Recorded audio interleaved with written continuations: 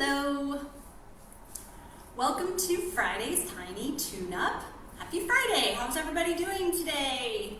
Say hello if you're watching live, and if you're watching on the replay, give me #replay. Good to see you all. Today we're going to talk about the shoulders. Everybody wants to talk about the shoulders. And when I say, well, what part of the shoulder do you want to talk about? Everyone says all of it. So we're going to do a brief sort of intro to the shoulders today. We'll talk a little bit about the very basic anatomy of the shoulders. We will talk a little bit about different tension patterns that we hold and why, and I will show you a couple of really tiny little tips that you can do to tune up those shoulders. Okay, so let's start right in. So the shoulders are comprised basically of three main bones. Hello, I see somebody watching there. Hi, welcome. So the shoulders are basically made up of three notable bones, and those bones are your arm bone, your humerus bone, your collarbone or your clavicle bone, and your shoulder blade or your scapula. So those three bones come together to form what we refer to as the shoulder girdle. Let's take a look at that shoulder girdle on Skelly. So here we have the arm bone. Here we have the collarbone, and here we have the shoulder blade. And you can see that they all come together right here and form the shoulder joint. So a human, an actual living, breathing human, that juncture is right about here. So if you take your finger right there, I keep getting these silly error boxes, take your finger right there, you can see it's like, let's see, here's the top of my shoulder, just below it, you can actually feel a little divot where your arm bone inserts. So if you take your finger there and swing that arm, you'll feel the humerus bone in action here. You'll feel it kind of swinging in the joint. Now, because there's three bones that are kind of in three different areas that all form a little point where they turn into the shoulder, there are lots of places in your body that you can feel pain or restriction, and they're all shoulder problems, right? I said in a post yesterday, I might see 3 or 4 clients in a row, all of whom have shoulder issues, but I might do totally different work with each one of them, because we could be working in the back at the scapula, we could be working somewhere in the outside of the arm, or maybe up in the armpit, we could be working in the chest or the sternum and where that attaches into the shoulder. So all of these things are shoulder issues, and we can feel pain and restriction, or I should say, if we have restriction in our shoulder, we can feel pain not only there, but we can feel it trickle up into the neck and the jaw, we can feel it trickle down the rib cage, we can feel it trickle down the back, etc. So this is a big, complex issue. So when people say they want to talk about the shoulders, I feel a little overwhelmed because I don't know where people want to start. So I thought today we would do a little exercise that will help you start to notice where in your body, specifically in your shoulders, you may be holding tension, you may have adhesions, you may have restrictions that you're not fully aware of. I thought we'd start today by just kind of trying to tune into that and find those places in your body. Once you start to notice where the restriction is, then you can start to unwind that restriction. And I just want to point out here, I think this is actually another topic that I'm probably going to do a whole other little tiny tune-up on at some point, but I just want to talk really quickly today about the difference between where you feel the pain and the source of the pain. So typically when we hurt somewhere in our body, we bring all of our attention to that area, right? So say your shoulder could be anywhere, right? Say this part of your shoulder is hurting you, you're going to focus all of your attention on that area. Why does it hurt? What's going on? Etc. Almost always, the pain is not presenting at the exact point where the source is, at the exact point of the lack of space or the exact point of the restriction, etc. It may be very nearby. The pain might be presenting very nearby where that restriction is, but not necessarily right at it. And sometimes the source of the pain is really seemingly removed from where you feel it. So that, like I said, is a whole different, I could go on and on about that. So it's a whole other class, but I want you to keep that in mind today, because the things that we're going to be doing may highlight for you where you have restrictions that may be causing pain somewhere else. And a good example of that is a lot of people tend to have pain on the outside of their shoulder, right where that humerus bone inserts, where we just kind of found when we were swinging our arms. So a lot of people have pain when they abduct, when they try to lift their arm out to the side or reach behind them, reach above them. A lot of times people feel pain right here. And I was one of those people for a long time, and still am from time to time if I don't keep on it. What I learned actually fairly recently when I did an entire research training just on the arm between the shoulder and the elbow, just this, 15 hours of just this. What I learned was that this pain is often a restriction of a muscle that actually doesn't even go right there. The teres major, it actually inserts right here. So it's right under where we feel that pain. And what happens is it gets stuck here, it pulls on the arm, it pulls on the tissue around it, and it creates pain out here. So that's just an example of how the source of the pain is not always where we feel the pain, or hardly ever is, actually. Anyway, that said, we all have movement patterns that can lead to pain and restriction, and the shoulders seem to be kind of a ground zero for a lot of people. I've had some people ask, why is this? Why do I have my shoulders pinned up to my ears? Why am I in a constant state of sort of shrugging my shoulders? I mean, there's so many factors that go into this, but if you dig through all of them, it all comes back to the same thing, which is basically it is an emotional response or a stress response or maybe even a trauma response. So whenever anything, whenever something happens to our body that feels even a little scary or full-on traumatic, our bodies try to go into sort of protection mode, and it's an emotional response, right? Like we want to feel better, we want to help ourselves. So our emotions are creating these protective patterns, this sort of idea of sort of padding or making a safe space for the area of pain. And over time, it can lead to full-on new habits, new movement patterns, where you're basically just in a constant state of protection or stress, or just responding to an uncomfortable feeling, whether it's a physical feeling in your body or an emotional feeling. They really tie hand in hand. So if you're someone that's always like this, you want to try to investigate, what are you protecting? What are you stressed out about? What's making you tense?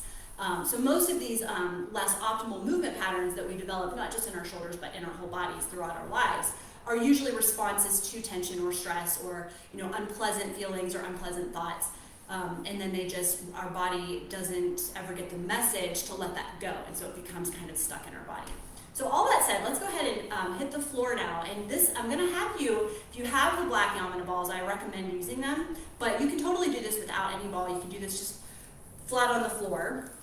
And I just want to do a little exercise that's going to start to highlight for you where you might be holding tension, where your particular emotional holding patterns are. And again, it can be anywhere, from the ear to the jaw and the neck and all and everything in between. So go ahead and get your black Yamana balls if you have them. And we're going to lie down on our backs. I'm actually going to get a little bit closer so that I don't have to kind of yell so that you can hear me. So lie down on your back, and if you have your Yamana balls with you, I recommend putting them somewhere in the shoulder blade area. Now this is really going to be based on your own intuition. So you might decide you want to put them kind of low on the shoulder blades or a little higher. You could have them touching, you could have them wide. Just whatever feels like sort of resonant when you think of it, what resonates in your body, that's where you want to go. And you may want to have a little pillow for your head or another ball for the support of your head. So you're going to come down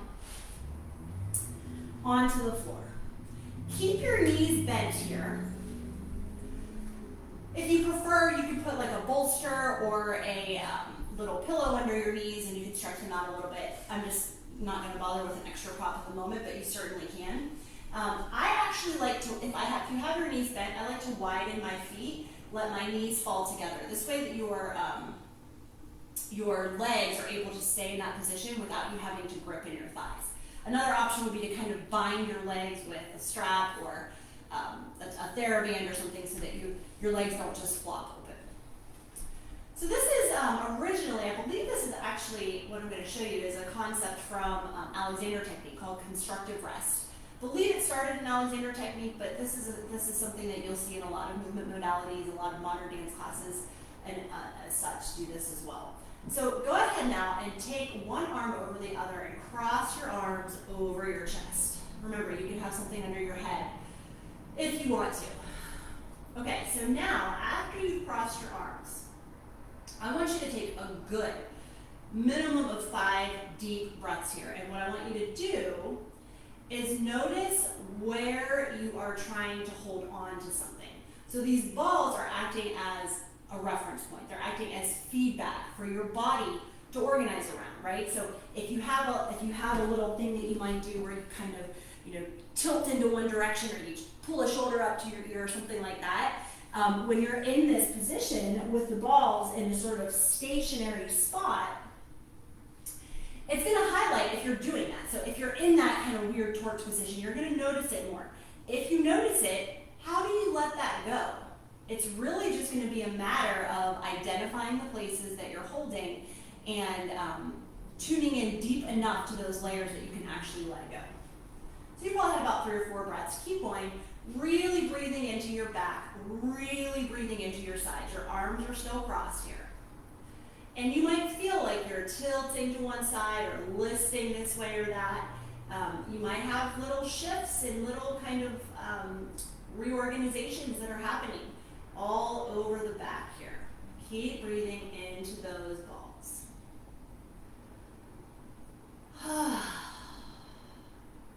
I found another spot. I was holding my right shoulder up towards my jaw for some reason. So this is what you do. You scan through, you find the places. Okay, when you're ready, bring your arms out to sort of like a cactus arm style. Okay, so just have them be open. Feel that width across your chest. Another big inhale into the front, into the back.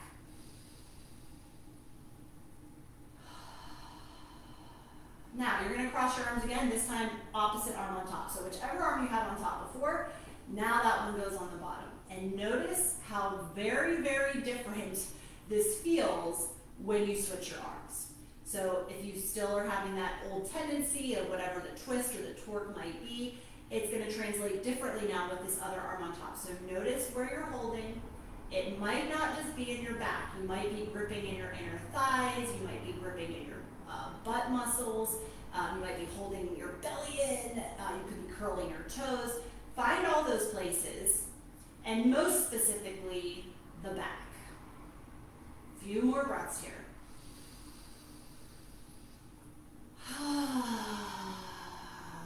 If you're one to pull your ears up to your shoulders, see if you're doing that in this position.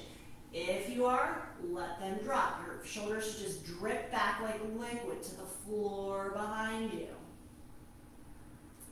Okay, after you've been here for about the same amount of breaths, roll off the balls, take them away, and now lie on your back again. And if you didn't have the balls to begin with, just stay on your back. Let your arms be down at your sides for a second. And again, if you want to keep those knees bent, you can. You can straighten your legs out here if you want to as well, if that's okay for your low back. So you decide how you want to do it. I'm just going to stay bent today so that I can feel a nice wide base at my feet. So here you are now, and I want you to think about your rib cage as, we talked a little bit about this last time too. Think about your the points between the shoulders, the fronts of the shoulders and the fronts of the hips. For now, we'll think about the front. Think of them as almost like a box. I love and hate this image. I don't want to put you in a box. I don't want you to think that you have a rectangle for a middle, okay? So we're not shaped like squares and rectangles, we're not geometric. But we do have these points that we can sort of connect with vertical lines, with diagonal lines, with horizontal lines. So I want you to become aware of those points and everything in between right now. And notice, are your top points basically centered over your bottom points? Or do you have maybe like, your upper points are a little off to the side, or maybe if you're really arched, you might have your bottom points behind your front points. So trying to find a nice sort of balanced or harmonious relationship between these 4 points. And take one more breath here, filling your breath into these 4 different points. Think diagonal to diagonal, think top to bottom, think right to left.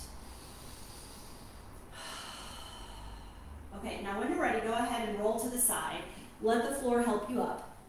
We're going to do one more little thing to help you with the assessment that you just had. So What did you notice from that? So first of all, just think about how it felt when you switched arms. Did you notice that there was like a really major shift that you had to do? Was there a lot of reorganizing or maybe some confusion in your body?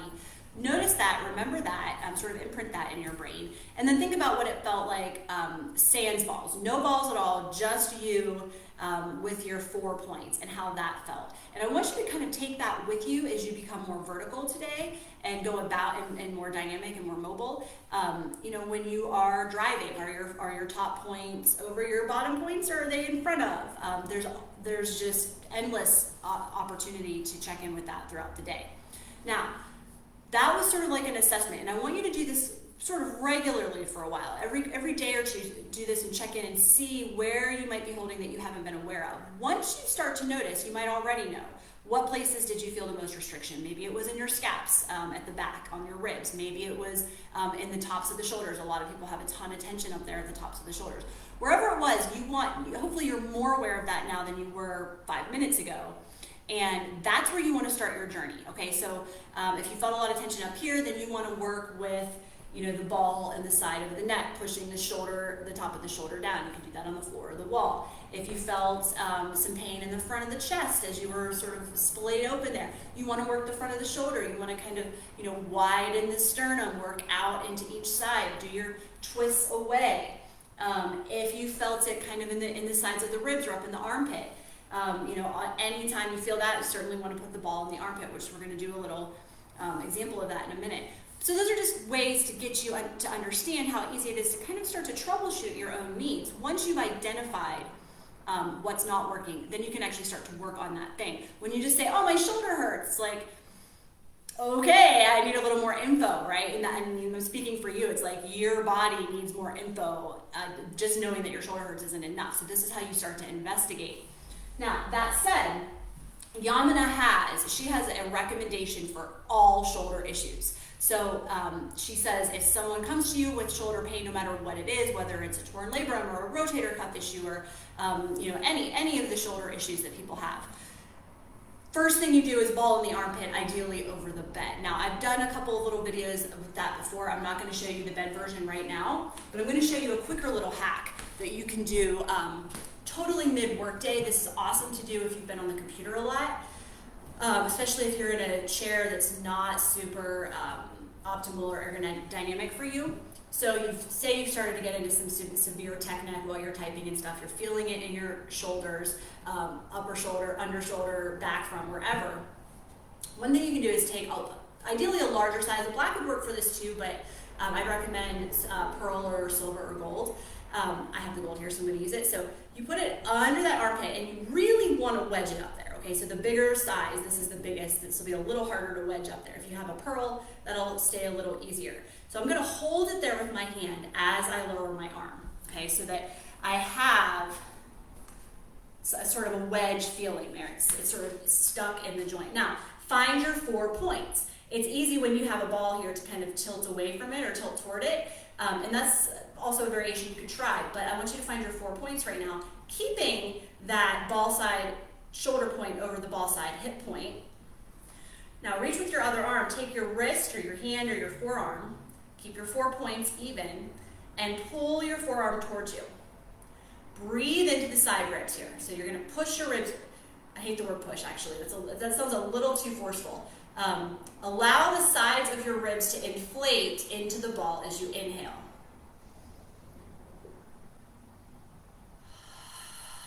As you exhale, you can pull a little closer to you.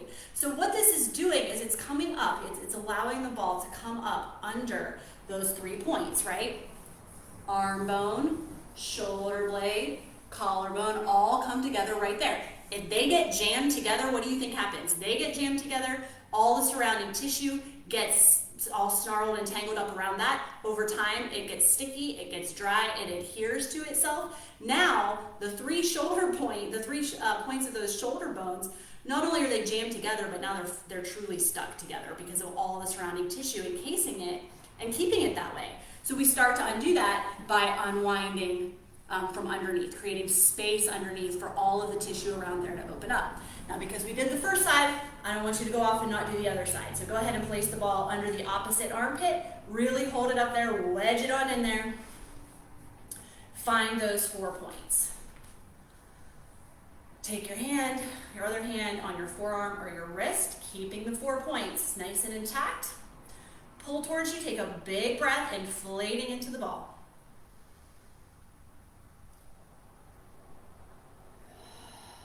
Good, so you can actually feel some stimulation in the ribs as well.